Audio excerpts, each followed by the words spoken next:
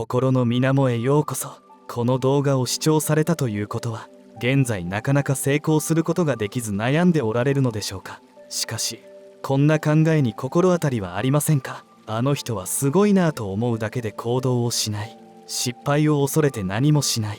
すぐに結果を出そうとしてしまう。現実は厳しいものです。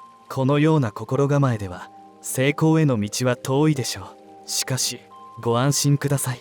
この動画ではそんな状況に立ち向かうためのヒントをお届けします。ぜひ最後までご覧いただき、成功への第一歩を踏み出してください。仏教にはグフトックという言葉があります。これはお金や地位、名誉などが手に入らない苦しみとされ、私たちが抱える大きな苦しみの一つとされています。ブッダは菩提樹の麓で悟りを開き、その教えを多くの人々に広めていきました。そのブッダが悟った仏教の教えには、私たちが成功できない理由を解決するヒントが含まれています。今回はある説話を元にした物語をお聞きいただき、仏教の教えについて考えてまいりたいと思います。ぜひお茶でも飲みながらリラックスして仏教の世界に触れてみてくださいね。昔々インドにブッダと呼ばれる賢くて優しい僧侶がいました。ブッダは多くの人々に敬愛され、彼の言葉は心に平和と知恵をもたらすとされていました。この物語はそんなブッダと弟子のアーナンダのある日のお話です。アーナンダという弟子がある疑問からブッダへ質問をしました。ブッダ様、あなたは王家のお生まれです。さらに木の下で瞑想し、たった6年で悟りを開かれました。私からするとそれはとても恵まれているように感じられます。あなたにとって悟りを開くことは簡単なことだったのでしょうか。ブッダは静かに微笑み、ある商人の話を始めました。昔々ある商人がいました。彼は非常に裕福で数えきれないほどの財宝を所有していました。しかし彼の財宝には一つだけ欠けたものがあったのです。それは赤い真珠。この真珠を手に入れることが彼の一番の願いでした。商人はついに赤い真珠を手に入れる決心をし、思いつく限り最高の探索隊を組み、彼らと共に冒険に繰り出しました。彼らは経験豊かな船乗りたち。しかし彼らにとっても赤い真珠を探す旅は厳しいものでした。荒波、嵐、未知の海域、想像もよらない数々の困難が彼らを襲います。それでも長い探索の末、ついに赤い真珠が存在すると言い伝えられていた場所に到着しました。そこはキラキラと神秘的な光を放つ海の底。彼らは勇敢にも海に潜ると真珠を生む貝が集まる場所を発見したのです。しかし赤い真珠を生む貝は普通の方法では捕まえることができませんでした。どうすれば捕まえることができるのか。そんなある日のこと、近くの村で赤い真珠を生む貝は血の匂いに引き寄せられるという話を教えてもらいました。彼らは自らの身を傷つけ血を流し、血の香りに引き寄せられた貝を捕まえることを決意します。商人は痛みに耐えながら使命を果たすために奮闘。そして長い苦労の末、ついに赤い真珠を一粒手に入れることができたのです。商人は大喜び。その日の夜は宴会を開き、皆で成功の喜びを分かち合います。赤い真珠を手に入れた商人は酔いが回り、足元がおぼつかない様子です。酔いざましに水でも飲もう、そう思い井戸に近づいたその時です。ドンと後ろから押されたかと思うと、商人は井戸の中へと落ちていってしまいました。一体彼の身に何が起こったのでしょうか。実は赤い真珠を横取りしようとした他の探索隊の人間が裏切り、彼を亡き者にしようと背中を押したのです。商人が目を覚ますとそこは井戸の底でした。思いのほか広い空間が広がっていましたが、地上へ戻る方法は思いつきません。彼は井戸の底で寒さと飢え、そして孤独に耐えながら数日を過ごしました。衰弱からか立ち上がる気力も起きず、横たわりながらぼーっと前を見つめ続けていたその時、視線の外から突然ライオンが現れました。ぎょっと驚き、商人は目を固くつぶります。なんでこんなところにライオンが。ここで私もおしまいか。ああ、こんな冒険に出たばかりに。しかししばらく待っても何も起きません。恐る恐る目を開けると、ライオンは井戸の水で喉を潤していました。こちらを気にする様子は全くありません。そして満足をしたのか、商人が今まで気づかなかった壁の横穴に入っていったのです。最後にちらっと商人に視線をやるその姿は、俺についてこいと伝えているかのようでした。こんなところに横穴なんてあったのか。少ない体力を振り絞り、その穴を進むこと数十分、商人は地上に戻ることができました。故郷に戻った彼は裏切った仲間のもとを訪れます。その仲間は彼が生きて戻ってきたことに驚き、恐れを感じました。男は静かに仲間に近づき、お前たちが奪った赤い真珠を返せば私は何もしないと言いました。裏切り者たちは恐怖に震えながら手に入れた真珠を商人へ返しました。商人はついに赤い真珠を手に入れたのです。美しい。彼はその美しさに感動し、家族に見せるために急いで家に持ち帰りました。ただいま、今帰ったよ。玄関を開け帰宅を伝えると、家の奥から愛しい子供たちが飛び出してきました。お父さん、おかえりなさい。やったー、お父さんが帰ってきた。寂しい思いをさせてごめんよ。でもほら見てごらん、これがお父さんの探していた赤い真珠だよ。うわー、すごいね、すごいね。とっても綺麗だね。彼の2人の子供たちはその美しい真珠に夢中になりました。お互いにこの真珠はどこにあったのかと尋ね合いをしています。一人の子供は、きっと袋の中から見つけたんだよ。僕も同じようなものを見つけたことあるもん。と綺麗な丸い石を懐から取り出して言いました。もう一人の子供はそれに対して、違うよ。きっと壺の中から見つけたんだよ。僕も似たようなもの見つけたことある。とこちらも綺麗な丸い石を取り出して反論しました。これを見ていた父親は思わず笑みをこぼします。その時、彼の妻が玄関へと現れました。あなた、お帰りなさい。ああ、今帰ったよ。心配をかけたね。いえ、無事にお戻りになられて何よりですよ。でも、どうして笑っていらっしゃったの？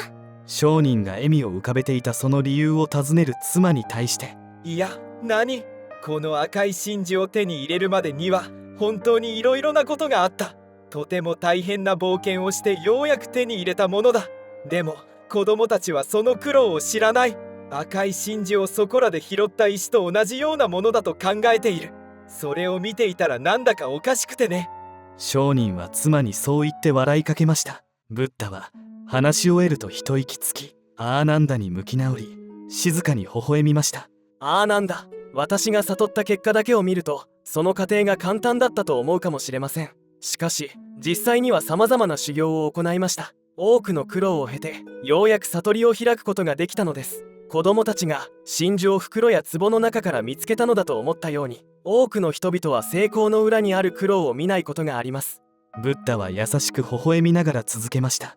修行や功徳の積み重ねは一朝一夕に成し遂げられるものではありません。長い時間と忍耐が必要です。私たちが目にする成果や成功は見えない多くの努力の上に成り立っているのです。そしてブッダは静かな声でさらに深い教えを語り始めました。真の成功は外から見える輝きだけではありません。自己を乗り越え困難に立ち向かう勇気、このような内面の成長もとても大事なものです。私の悟りもまた内面の旅とこの世界との戦いの結果です。ブッダはアーナンダの目をじっと見つめて言いました。私たちが何かを成し遂げるためには目に見えない多くの努力が必要です。それは時には孤独や挫折を伴うかもしれません。しかしそれらは全て成長の一部です。成功への道は決して簡単なものではありません。しかしそれだけの価値はあるのです。ブッダはさらに付け加えて言いました。私たちが見る成果や成功の背後には語られない物語があるものです。それを理解することが本当の悟りにつながるのです。このようにしてブッダはアーナンダに成功の本質、そしてそれを達成するための内面的な旅の重要性を教えました。アーナンダはブッダの言葉を心に刻みました。その後この教えを他の人々にも伝え共有したようです。いかがだったでしょうか。今回の物語の中にはどのような教訓があったでしょうか。ブッダの教えの中で重要な言葉は次のようなことでしたね。私が成仏した結果だけを見るとその過程が簡単だったと思うかもしれません。しかし実際には私は様々な修行を行いました。多くの人々は成功の裏にある苦労を見ないことがあります。物語の中で商人は赤い真珠を手に入れるためにたくさんの人の力と長い時間をかけてやっと手に入れました。ところが赤い真珠を手に入れるまでの過程を知らない子供たちは、この真珠は袋の中から見つけた、いや壺の中で見つけたと真珠の存在が当たり前のように思い、このような発言をしていました。ブッダが長い修行の末に悟りを開いたこと、商人が長い時間をかけて赤い真珠を手に入れたこと、周りの人々は成功の裏にある苦労や努力を知りません。あの人は才能があるから、いやあの人は特別天才だからだと簡単な一言で片付けてしまっている人が多いと思います。成功した人はその苦労を周りに見せない。私たちの周りでもそんな人が多いのではないのでしょうか。物語の中のブッダや商人もそうでしたね。アーナンダはブッダが悟りを開くまでの苦労に気づいていませんでした。商人の子供たちは赤い真珠を手に入れるまでの冒険を知りません。商人は妻に笑いかけるのみです。このように成功している人はその苦労を周りには見せないことが多いのです。そのため他の人は何の苦労もなく成功したのではないかと思ってしまいます。ブッダの弟子アーナンダもブッダに悟りを開くのは簡単なことだったのかと質問をしていましたね。成功できる人と成功できない人の違いは何なのか、成功できない理由は一体何なのか。先ほどのアーナンダのような発言や考え方の背景に、あなたが成功できない理由が隠されているかもしれません。あなたは成功者の苦労や努力から目をそらし、あの人は特別だと考えていませんか。成功した人のことを特別、天才、才能などの簡単な言葉で片付けて努力することを怠っていませんか。理想の自分になるためには長い時間と努力の積み重ねが大切。物語の中のブッダや商人の話からはそのことが読み取れますね。目標に向かって行動をしていない、すぐに諦めてしまい日々の努力が続かない。この言葉にドキッとした方は今の自分の行動を振り返ってみてはいかがでしょうか。今から言う5つのことについて考えてみてください。1、行動をしていない。2、続けられない。3、失敗を避けている。4、チャンスを逃す人。5、すぐに成功すると思っている。それでは順番に考えていきましょう。1つ目は行動をしていないということです。あなたは目標に向かって行動を起こせているでしょうか。行動を起こせていない人はよく次のようなことを言います。明日からやる。調べるのがめんどくさい。どうせ無理だ。などです。このような人たちはとにかく行動をしましょう。成功した人たちも皆同じです。行動し始めたからこそ結果があるのです。最初は小さなことや簡単なことから始めるのが良いでしょう。そして小さなことや簡単なことがすぐにできた時には自分をとにかく褒めてあげてくださいね。どうせ無理と思っている人は物語のブッダや商人を思い出してください。焦らなくても大丈夫。まずは簡単なことを一つやってみましょう。2つ目は行動を続けられないということについて考えていきましょう。続けられない理由は辛いから続けられないことが多いです。では私たちが毎日続けているものは何でしょうか。例えば歯磨きです。歯磨きは幼い時から続けてきて今では習慣になっている人が多いですよね。歯磨きは難しいですかの質問に対して難しいと答える人はほとんどいないでしょう。ではそれはなぜなのか。理由は簡単だからではないでしょうか。続けられない人の理由、辛いに話を戻しましょう。辛いという言葉の底にあるのは難しいから辛いなのです。行動をして努力を続けていることは大変立派なことです。でも努力をしている途中で辛いと思うということはもしかしたらその努力が難しいからなのかもしれません。そんな時は少し努力のハードルを下げてみましょう。努力のハードルを下げると心も軽くなります。心が軽くなると続けてみようという気持ちになるかもしれません。続けるという行動には大きな価値があります。ぜひ自分の行動や考え方を振り返ってみてください。今の努力が自分に合っているのか、新しい発見があるかもしれません。3つ目は失敗を恐れているです。あなたは失敗を恐れていませんか。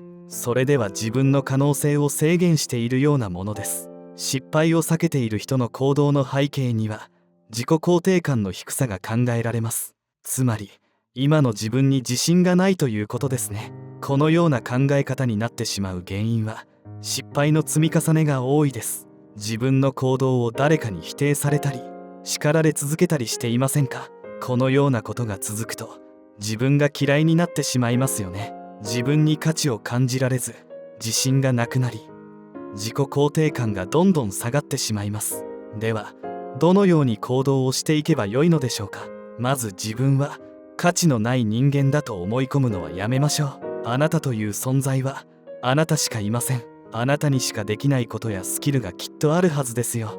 また自分が好きでない人は視野が狭くなっていることが多いです。そのため自分の良いところや他者の良いところを見つけることができなくなります。結果としてさらに幸福度や自己肯定感を下げてしまいます。そんなこと言われてもどうしていいのかわからない、そう思われたでしょうか？ご安心ください。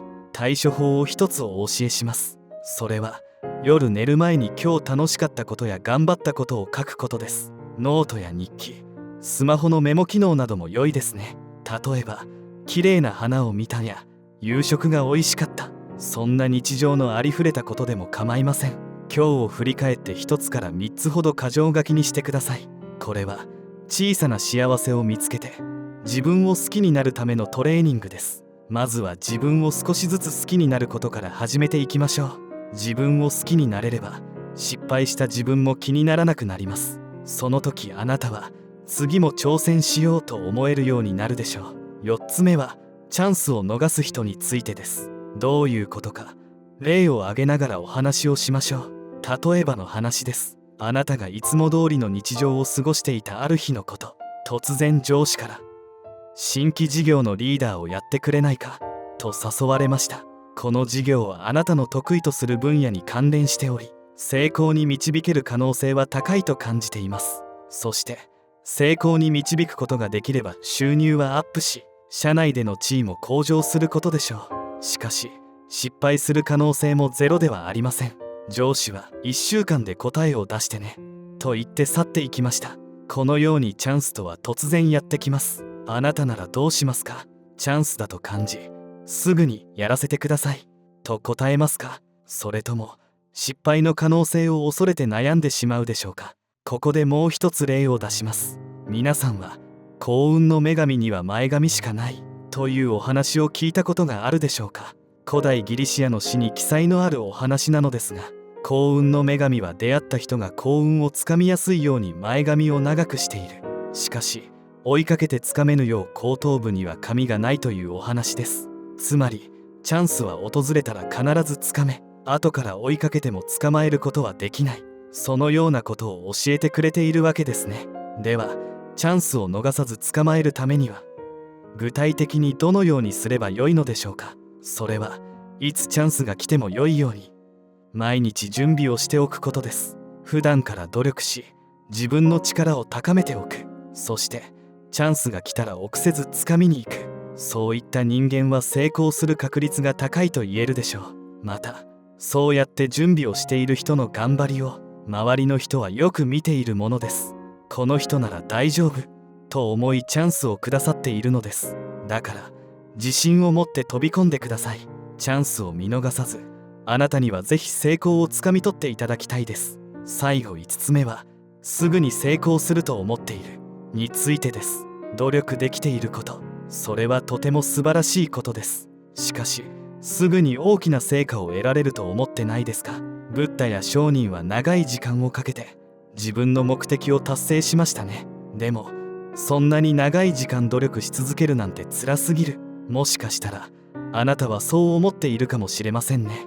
大丈夫です。まずは大目標を定めた後、それを実現するためにはどのようなことが必要なのか、手順を細分化して一つ一つ達成していきましょう。例えば月に50万円稼ぎたいという大きな目標があったとします。しかしほとんどの人はいきなり50万円を稼ぐのは難しいと思います。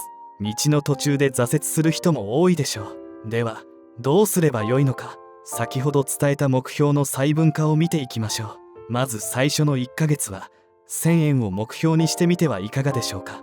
小さな短期目標を設定して目標が達成できた時に喜びを感じられると思います。次に2ヶ月目は1万円、さらに3ヶ月目には5万円。少しずつ目標を高くしていくことで挫折を避けることができます。中期目標である6ヶ月目は10万円、長期目標である1年後には月50万円。目標の細分化をしていくことが重要です。うまくいかなくなった時には目標の修正や自分の行動を振り返ります。何が原因なのか分析をしていきましょう。そして楽しみながら時間をかけて焦らずに成功に近づいていくことが大切です。一歩ずつ成功へ向けて歩んでいきましょう。あなたに幸せな日々が訪れることを願ってこの話を終えたいと思います。それではご視聴いただきありがとうございました。高評価ボタンを押していただけますと制作の励みになります。この動画の感想、胸にあふれた思いなどぜひコメント欄に書き込んでみてくださいね。お聞き逃しのないようチャンネル登録と通知オンをお願いいたします。